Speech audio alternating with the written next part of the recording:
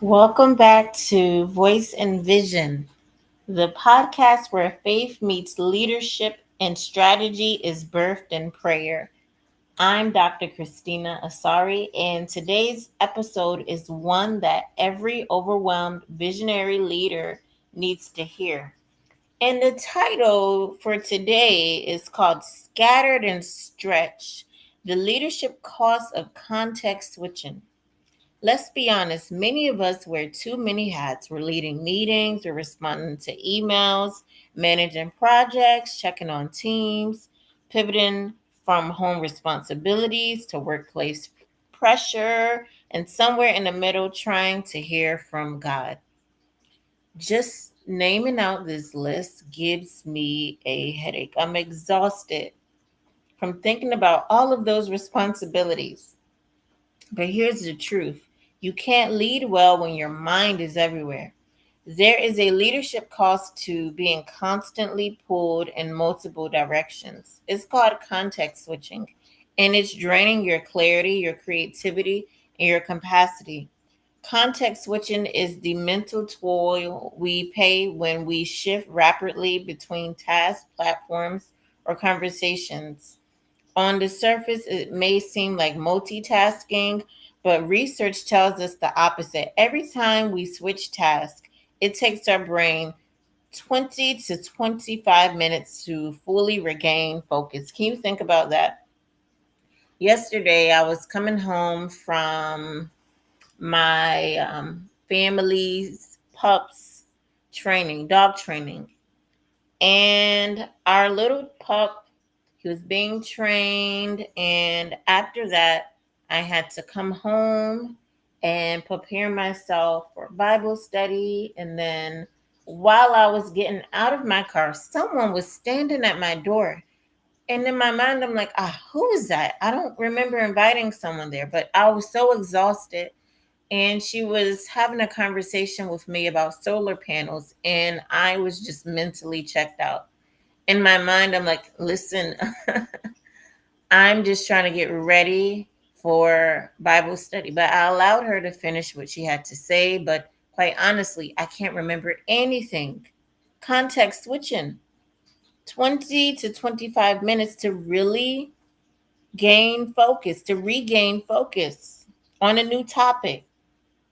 Now, think about how many times you switch contexts in one day: Slack messages, emails, Zoom calls, phone notifications, social media pings. You're not just switching tasks, you're fragmenting your focus. And as leaders, especially those called to build, design, teach, or direct, our most powerful tool is our ability to think clearly and to act decisively. But when your day is chopped up into dozens of mini interruptions, you're operating on mental scraps instead of full focus. You may get things done, you may still be producing deliverables, but the question is, are you making impact or just staying busy? Busyness isn't leadership, noise isn't clarity, constant motion is not the same as forward movement. When our leadership becomes scattered, here are a few things that happen. Our decision making becomes reactive instead of strategic. Our creativity suffers because we never enter deep thought. Our discernment fades because we're too tired to pray, too distracted to hear. This is how leaders burn out, not just from overwork, but from under alignment.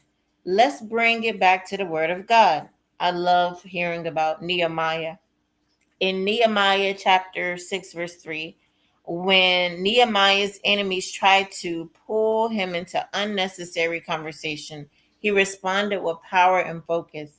He says, I am doing a great work, so I cannot come down. He wasn't just building a wall, he was stewarding a divine assignment. And that required boundaries, that required focus. Nehemiah didn't get pulled into every conversation. He didn't try to do everything or please everyone. He knew what his yes was, and he protected it with a strong no. And you and I are called to do the same. Let me offer 5 practical and spiritual ways to break free from the scattered mindset and lead with clarity. And by the way, For those of you who are watching, I guarantee in the middle of this podcast, someone is going to either knock on my door or ring the doorbell. It's been so busy today. Look, I'm context switching right now. Let's get back to what we're focusing on.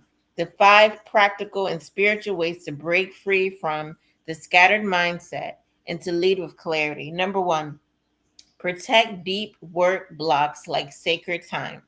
If your best energy is at 10 a.m., that means if you focus the best at 10 a.m., don't give that time to back calls.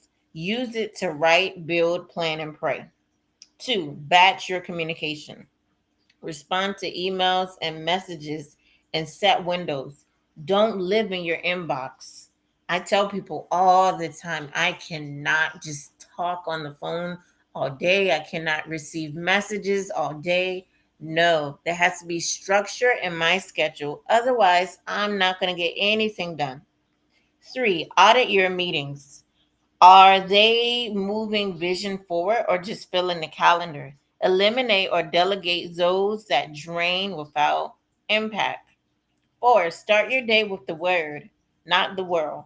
Don't let your phone be the first voice you hear. Begin with God's direction so your day flows from alignment, not anxiety. 5, say no without guilt. Every yes is a seed. Sow it wisely. You are not required to respond to everything and everyone who calls your name.